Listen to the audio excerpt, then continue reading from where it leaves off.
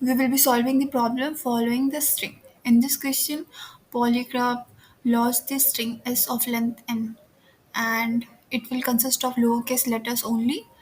Now he still has its trace. Now how the trace looks like? The trace of a string is an array of n integers where each element is representing the number of indices that is lesser than the current index such that those characters are same. It means if you are at ith index and which has I, let's say which has I, now all the number of indices that is lesser than that I and have the same character as s of I.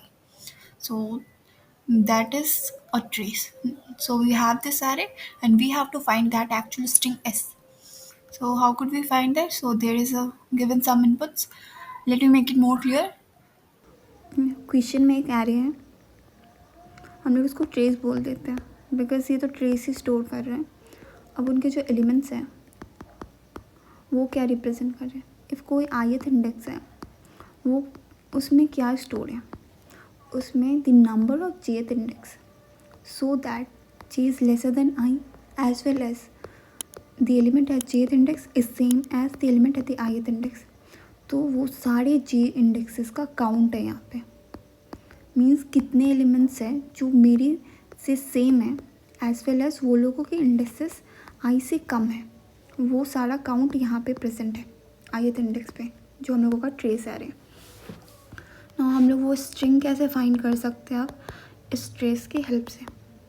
हम लोगों को बोला है कि lower case letters ही होंगे, तो lower case 26 letters होंगे. तो लेट्स मेंटेन अ एरे जो कि इनिशियलाइज होगा 0 से क्योंकि कोई भी एलिमेंट अभी तक यूज़ नहीं हुआ है. नाउ अब हम चलेंगे मतलब ट्रैवर्स करेंगे ट्रेस में. Let's traverse for i in trace. I क्या है, इंडेक्स है.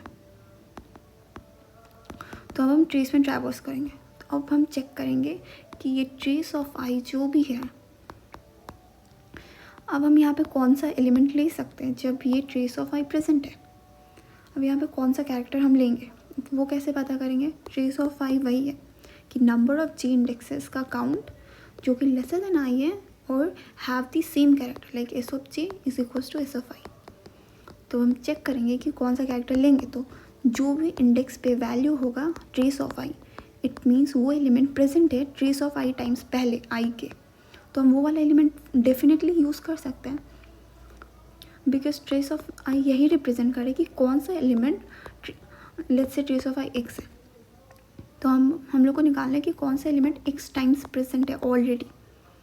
तो वही हम एरे में चेक करेंगे कि कौन सा एलिमेंट्स का फ्रीक्वेंसी एक्स है.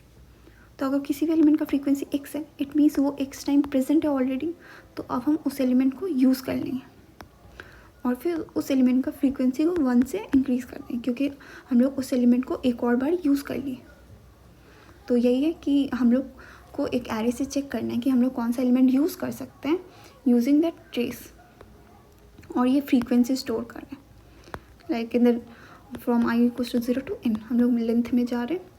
सो let me show the code for more clearance. So इस कोड में फर्स्ट एक कैरी ली है 26 साइज का क्योंकि सारे लोअर केस लेटर्स होंगे और उसको इनिशियलाइज कर दिए 0 से. उसके बाद n the length of string. उसके बाद फिर सारे a i, it means a is representing the trace. Now ये आंसर स्टोर करेगा वेक्टर ऑफ आंसर. अब हम क्या करेंगे, चेक करेंगे कि कौन सा कैरेक्टर पॉसिबल है फॉर ये trace of i. Trace of i वही है the number of jth indices which are lesser than I as well as having the same character. तो अब हम चेक कर रहे हैं किसका ट्रेस लाइक किसका फ्रीक्वेंसी इस ट्रेस के इक्वल है. Like a of I is representing the trace और ARR of j is representing the frequency. So if frequency is equals to trace then this character is possible to take. So हम उस character को ले लेंगे और उसका frequency को 1 से इंक्रीज कर देंगे. इट मीन्स ये कैरेक्टर एक और बार यूज़ हो चुका है. उसके बाद लास्ट में हम आंसर को प्रिंट कर देंगे डायरेक्टली. सो यही कोड है. I think it's clear. Thank you for watching.